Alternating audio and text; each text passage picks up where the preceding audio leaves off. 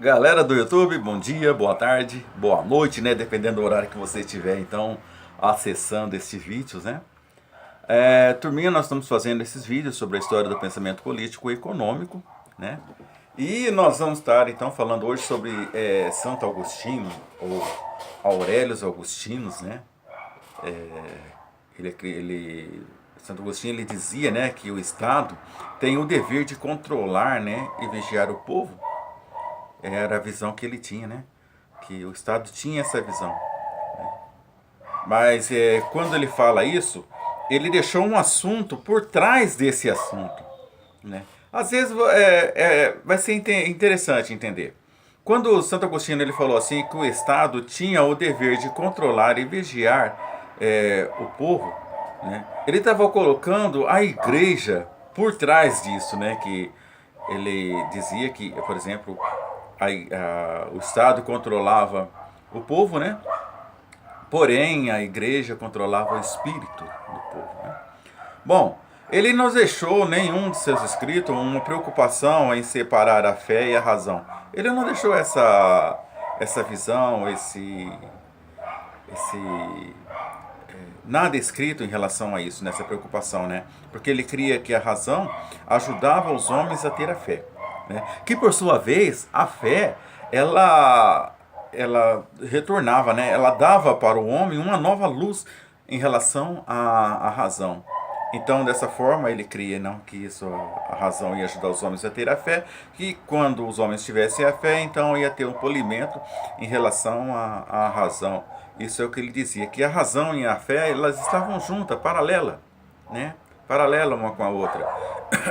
Bom, uma coisa que ele acreditava, por exemplo, que muitas pessoas acreditam que ter fé, né? Que ter fé é segundo a Bíblia.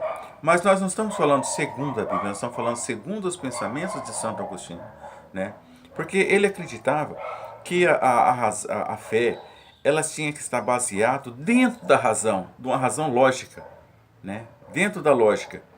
E, por sua vez, quando a lógica estava ativa, ela ajudava então a pessoa a ter a fé.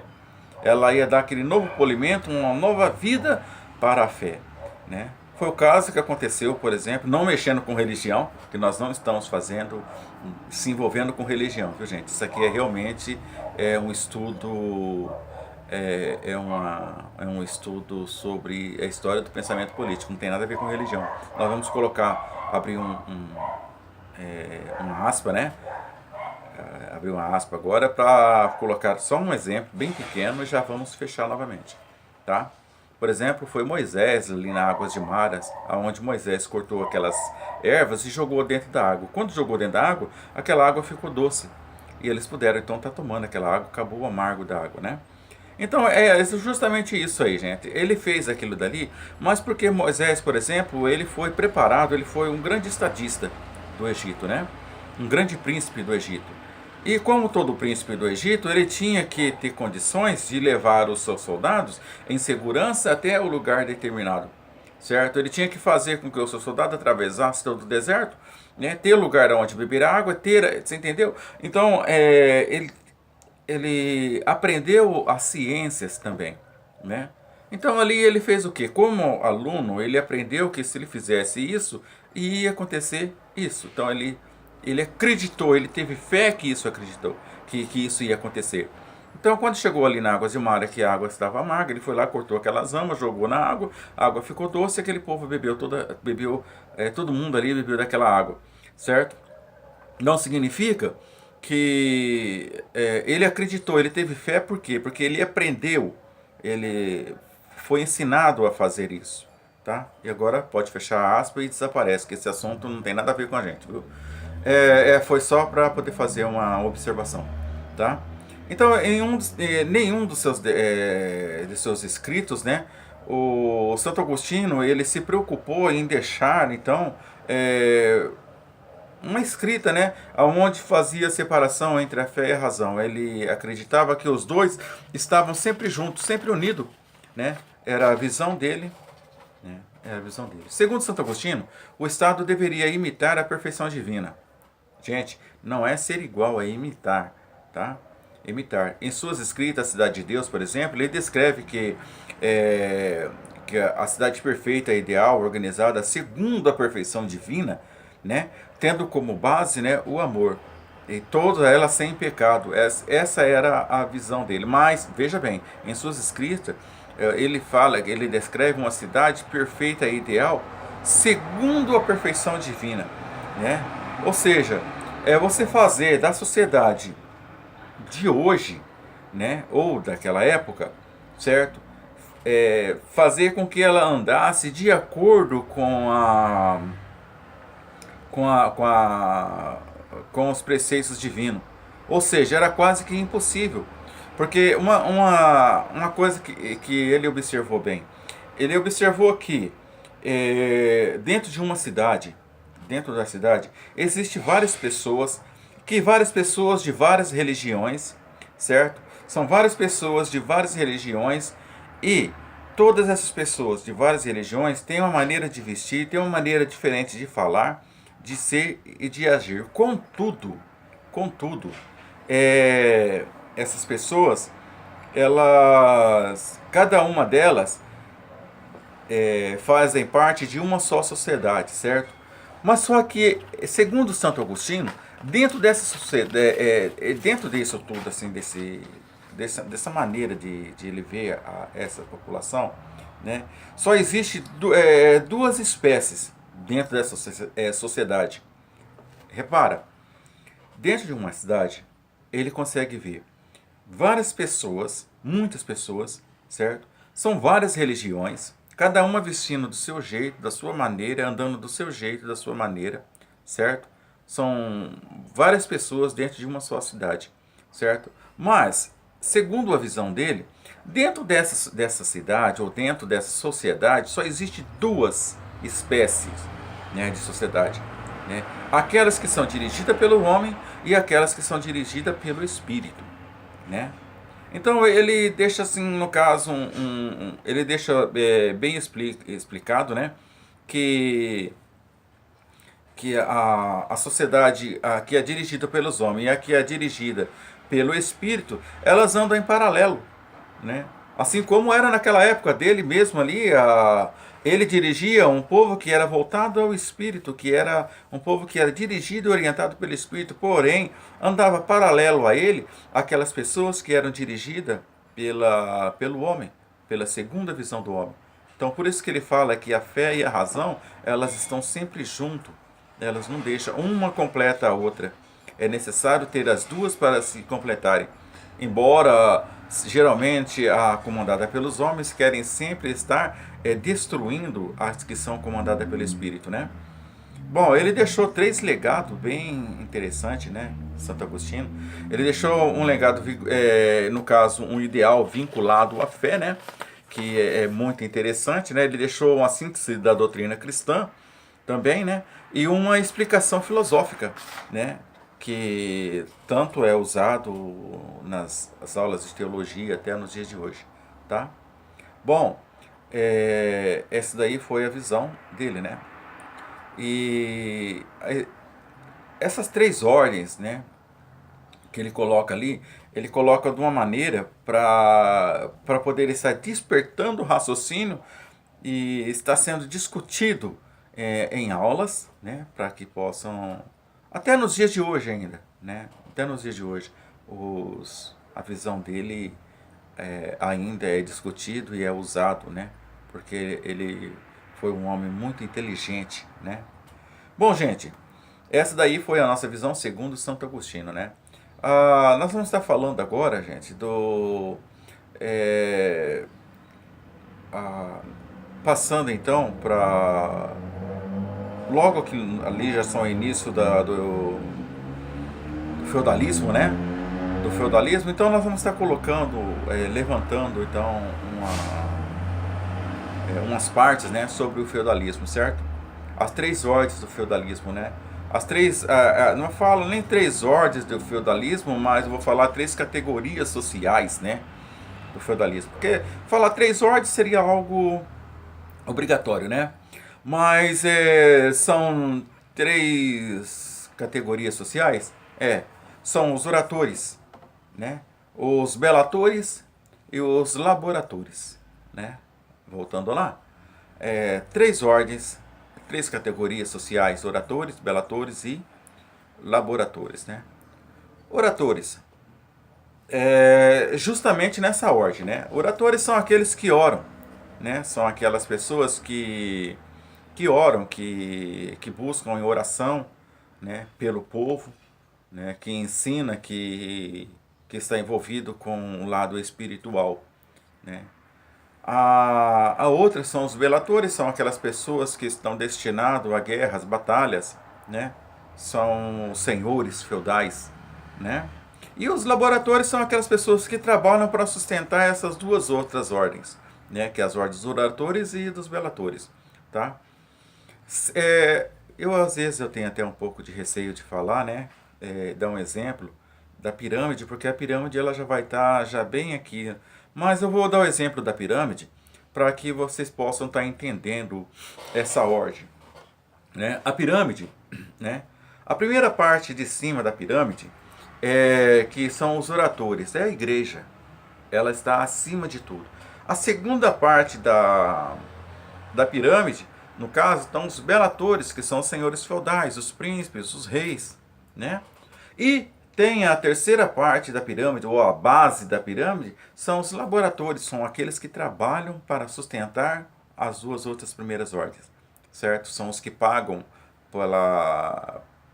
pelo sustento das demais, né? Justamente nessa ordem. Bom, esse raciocínio, na verdade, ele busca legitimar, né, a desigualdade social. Pode ter certeza disso, viu? Isso é fundamentado, né, pela própria igreja, né, onde alguns bispos, né, eles apresentam uma questão bem interessante, né, que seriam mais ou menos a mesma coisa, né, só que ele usa um outro termo. Eu não vou nem dizer um outro termo, viu, gente, mas o termo é quase, no caso, é o orante, o pugnante e o laborante, né? Que seriam mais ou menos a mesma coisa, que seriam os oratores, belatores e os laboratores, né? Tá? Bom, sistema feudal. Então, os senhores feudais, eles foram para o campo, né? Eles saíram ali dos centros, logo com a queda de Roma, né? Quando Roma começou a ruir, né? O sistema romano começou a ruir, né? Foi logo no século V depois de Cristo, o sistema começou então a entrar em decadência, né? E com essa decadência, então foi formado esses sistemas feudais, né? O que falava esses sistemas feudais? Os sistemas feudais, gente, os senhores feudais, eles foram para o campo. Ali eles fizeram então os seus castelos, né? Dentro do campo. Eles tinham uma ligação direta com o rei, né?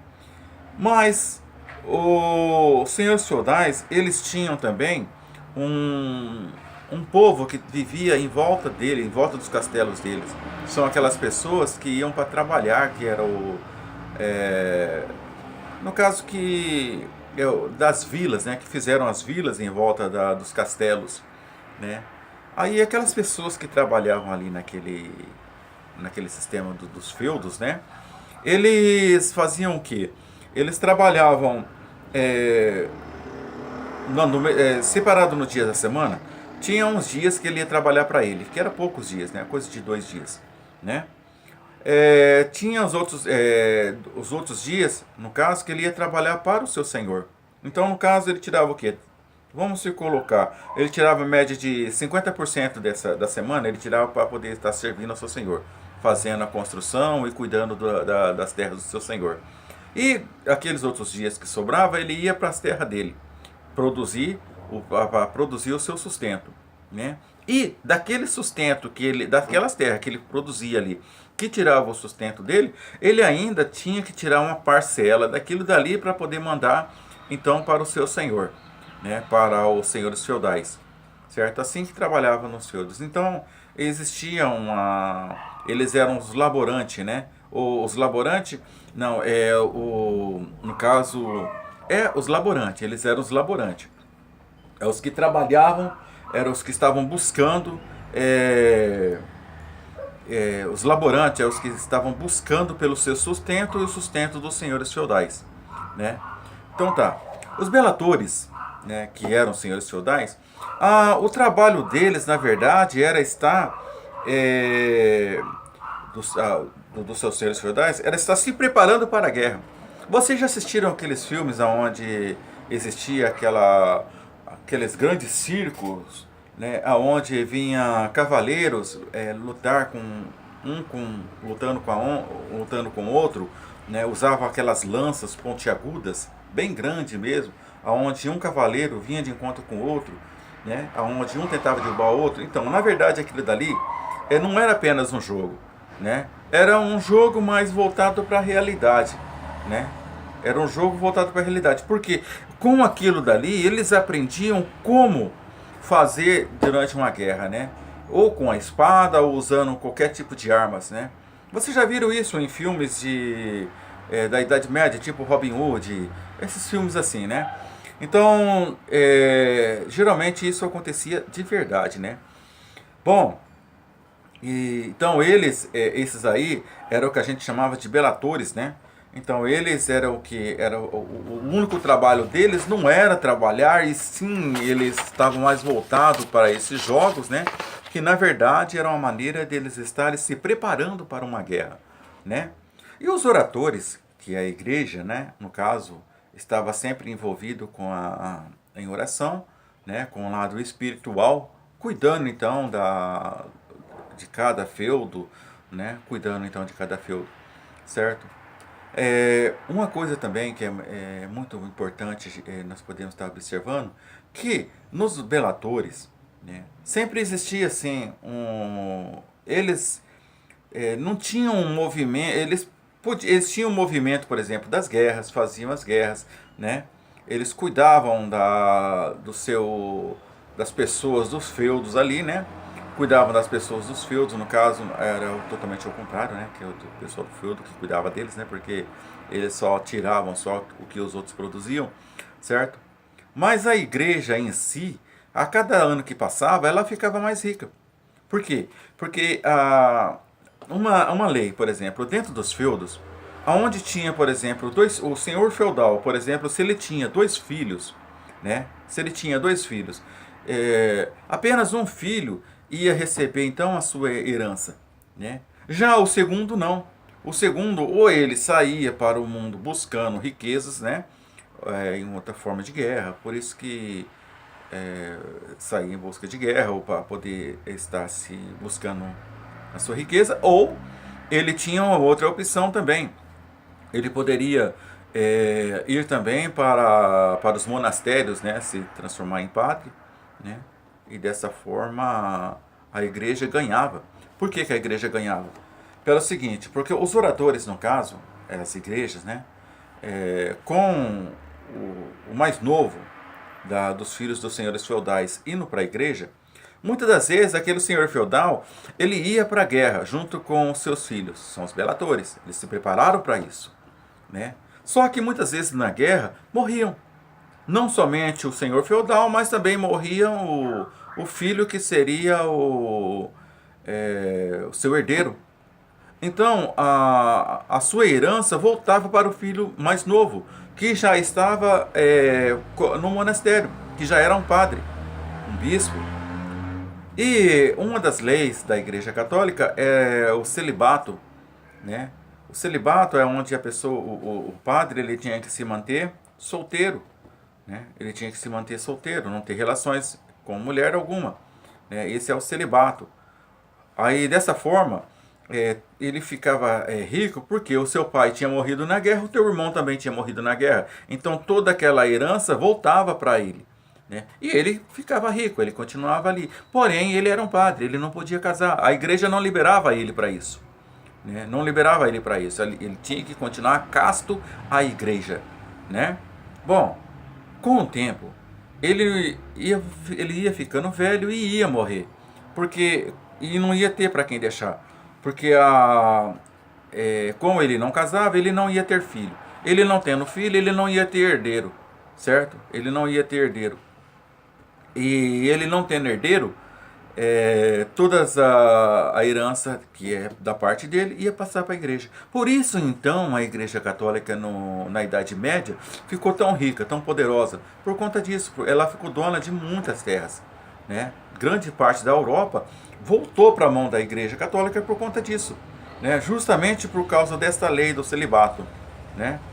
E, e como ele tinha um receio, por exemplo, de ser excomungado, né? Todo mundo naquela época tinha esse medo, então eles mantinham-se fiel e casto à igreja, por sua vez, né? A igreja, os oradores ficavam cada vez mais ricos, né? Então essa ordem social, ela na verdade, ela fazia uma grande, ela crescia, né? Um grande abismo de desigualdade social, né? Isso fundamentado pela própria igreja, né? E, e isso durante o tempo do feudo, certo? Uma coisa também importante ver é que dentro do feudalismo não existia comércio, o monetário, por exemplo, eu esqueci de falar. Não existia aquela é, negociação de moedas, né? Ali era mais a base de trocas, né? Que uma pessoa tinha uma mercadoria, trocava a mercadoria com a outra pessoa, então era mais desse jeito assim que viviam ali, certo? Era a base de troca, não tinha um comércio monetário, né? Não tinha um comércio monetário, era mais por base de trocas, né? E, e dessa forma, é, o comércio ficou restrito, então apenas a base de troca, certo? Então, galera, eu estou parando por aqui nesse vídeo, certo? Nós vamos dar sequência para frente ainda, que nós estamos apenas na Idade Média, nós vamos ainda bem mais para frente, tá? Depois nós vamos estar entrando também um pouco em sociologia, tá? Mas tudo voltado dentro da história do pensamento político e econômico, conforme eu disse, né? Nós estamos buscando lá na base, trazendo então para poder estar complementando esse pensamento e essa linha de raciocínio. Beleza, então? Galera, eu agradeço pela sua atenção, por ter ficado comigo até agora, tá certo? E eu espero vocês, então, até no próximo vídeo, então. Beleza, galera? Até mais e um abraço.